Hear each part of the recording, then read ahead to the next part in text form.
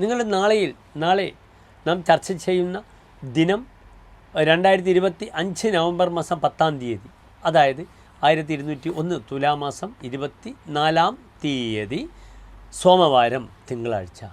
നാളെ തിങ്കളാഴ്ച തൃശ്ശൂർ സൂര്യോദയം കാലത്ത് 6:27, അസ്തമയം വൈകിട്ട് 5:57. നാളെ രാഹുകാലം നിങ്ങൾക്കറിയാം, കാലത്ത് 7:30 മുതൽ 9 മണി വരെയുള്ള 1.5 മണിക്കൂർ ദൈർഘ്യസമയം രാഹുകാലം. നാം ശുഭകാര്യങ്ങളൊന്നും തന്നെ രാഹുകാലത്ത് അനുഷ്ഠിക്കാറില്ല. നാളത്തെ നക്ഷത്രം കറുത്തപക്ഷത്തിലെ പുണർദ നക്ഷത്രമാകുന്നു. പുനർവസു എന്ന് നാം പറയും. ഭഗവാൻ ശ്രീരാമൻ്റെ നക്ഷത്രമാണ്. പുണർദ നക്ഷത്രത്തിൻ്റെ ആദ്യത്തെ 45 നാഴിക മിഥുനൻ രാശി, അവസാനത്തെ 15 നാഴികയാണ് കർക്കിടകൻ രാശി. ശ്രീരാമൻ കർക്കിടക രാശിയിലാണ്. അതാണ് അദ്ദേഹത്തിന് ദൈവജ്ഞ എന്നൊരു ഫലമൊക്കെ വന്നത്. മിഥുനൻ രാശിക്കാർ സുഖിമാന്മാരാണ്, ത്യാഗം ചെയ്യാറില്ല. പക്ഷേ ശ്രീരാമസ്വാമിയാണെങ്കിൽ ത്യാഗത്തിൻ്റെ അങ്ങേയറ്റമാണ്. കർക്കിടകൻ രാശിയാണ്. ഉച്ചസ്ഥേ ഗ്രഹപഞ്ചകെ സുരഗുരു സേന്തോ നവമ്യാം തിഥൗ. 5 ഗ്രഹങ്ങൾ ഉച്ചസ്ഥരായി നിന്നു ശ്രീരാമൻ്റെ ജാതകത്തിൽ. സുരഗുരു സേന്തോ, ചന്ദ്രനോടുകൂടി വ്യാഴം, നവമ്യാം തിഥൗ, വെളുത്ത പക്ഷത്തിലെ 9-ാം തിഥിയിലാണ് ശ്രീരാമസ്വാമിയുടെ ജനനം. ഇവിടെ പുണർദ നക്ഷത്രമാണ് നാം ചർച്ച ചെയ്യുന്നത്.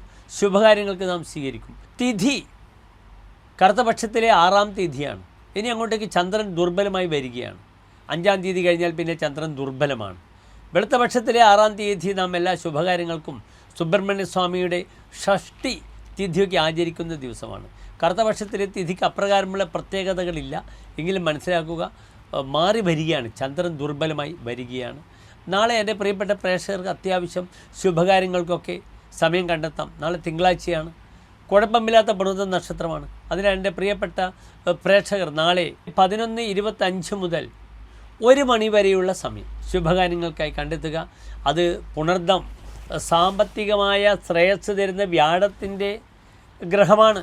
Punartham, Vishakham, Pururuttathi, it is ruled by Jupiter. എൻ്റെ പ്രിയപ്പെട്ട പ്രേക്ഷകർക്ക് ഒരു കാര്യം ചെയ്യാം. നാളെ നിർബന്ധമായും വിഷ്ണു ക്ഷേത്ര ദർശനം നടത്തുക. അവിടെ ഭഗവാന് തുളസിമാല, പാൽപ്പായസം വഴിപാടായി സമർപ്പിക്കുക. വിഷ്ണു സഹസ്രനാമം ചെയ്യാം. എല്ലാ ശുഭകാര്യങ്ങൾക്കും നാളത്തെ ദിനം വളരെ അനുകൂലമാണ്. നല്ലൊരു ദിനത്തെ പ്രാർത്ഥിക്കുന്ന എൻ്റെ പ്രിയപ്പെട്ട പ്രേക്ഷകർക്ക് നന്ദി, നമസ്തേ.